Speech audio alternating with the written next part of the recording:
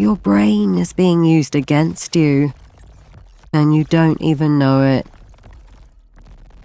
Take a look at a crowded street like this one. If you were standing on that corner, light would bounce off dozens of faces, vehicles, and signs, entering your eyes all at once. You physically see everything in that environment, but owing to a psychological mechanism called selective attention, you actually observe almost nothing. Processing every single detail around us would cause the human brain to overheat and shut down. To survive daily noise, we rely on evolutionary shortcuts. We filter out the majority of our environment, putting our minds on a predictable, synchronized autopilot. These cognitive shortcuts are highly efficient for getting through a normal day, but they create massive, exploitable blind spots. And there are people out there, toxic friends, aggressive marketers, and practiced manipulators who actively hunt for those blind spots. People rarely coerce you into a bad decision using brute force. Instead, they operate like programmers. They locate the cognitive bugs already present in your mind's native software, and they quietly hack them. They manipulate the way your brain naturally processes information, making their commands feel like your own original thoughts. To reclaim your free will, you have to stop looking for external enemies and start examining your internal programming. We need to execute a deep audit of the 3 major vulnerabilities hardwired into human cognition. The first vulnerability is perception. Human logic cannot function in a vacuum. To assess the value or severity of anything, the brain requires a reference point. This massive, unreasonable request functions as an anchor. It intentionally shifts your baseline reality before the true negotiation even begins. A moment later, they drop to their actual demand, asking you to work a single 4-hour shift this weekend. Because your brain is comparing 4 hours to 90 hours, you feel a sudden wave of relief.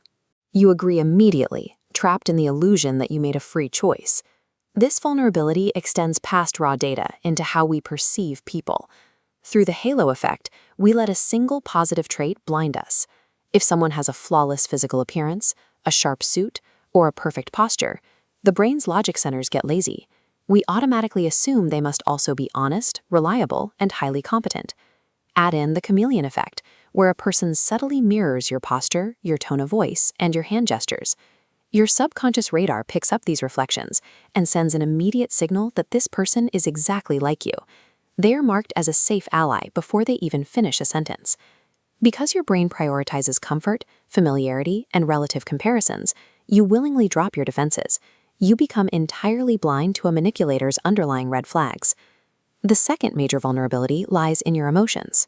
Deep down, the human brain is highly dependent on 2 things: a predictable flow of dopamine and absolute closure in our social interactions. Consider what happens during an argument when someone deploys strategic silence.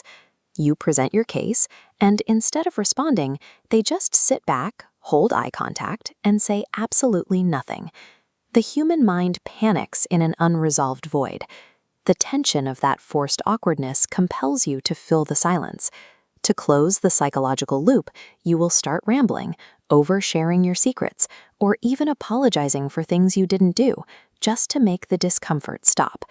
But the manipulation of our emotional needs goes deeper. In the 1950s, psychologist B.F. Skinner placed animals in a box with a lever dispensing food. Once he made the reward unpredictable, dispensing food randomly instead of every time the lever was pressed, the subjects didn't give up. They became obsessed, hitting the lever frantically. Skinner had discovered the variable reward schedule. When the brain doesn't know when the next hit of dopamine is coming, it locks into a compulsive loop. It is the exact psychological mechanism that keeps people hopelessly addicted to slot machines. Now apply that to a human relationship. A manipulator will start with love bombing, flooding you with intense praise and constant attention to get you hooked. Then they abruptly go cold. They answer texts late. They act distant. By artificially controlling the supply of their attention, they flip your internal dopamine switches, turning your natural emotional need into a desperate addiction, leaving you chasing the high of that original affection. The human mind operates as a brained attic, a storage space with strictly finite capacity. Irrelevant daily inputs frequently crowd out the vital truths required to maintain autonomy. Worse, the memories stored inside that attic are not fixed, unchangeable files.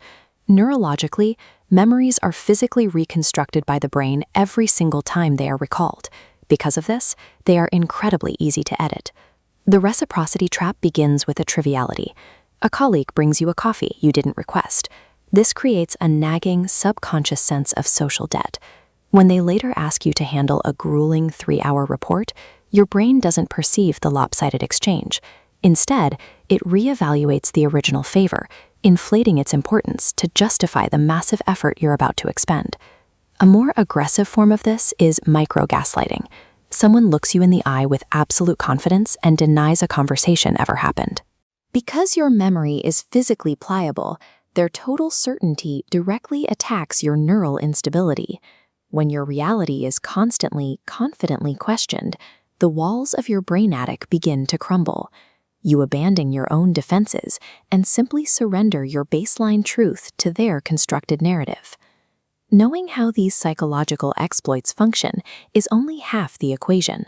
Passive knowledge is entirely useless if you walk out your door tomorrow and continue reacting to the world on autopilot. To defend yourself, you need a psychological upgrade. You have to transition from a passive Watson who sees things but doesn't register them into an active Holmes. And the first step in that protocol is intentionally slowing down your mental processing. Connecting separate behaviors reveals the logic of the manipulation. When presented with restricted choices, seek the unstated third option. Recognize alternating cycles of attention and withdrawal as a deliberate strategy to create dependency. The ultimate rule of observation is to stop trusting words. Words and promises are easy to deploy. Instead, act like a researcher. Exclusively track consistent patterns of behavior over time. Fake people can copy kindness for a moment, but they can never maintain consistency. By treating human interactions as data, you strip away the manipulator's invisible leverage. You stop being a victim of cognitive illusions, and you finally become the architect of your own reality.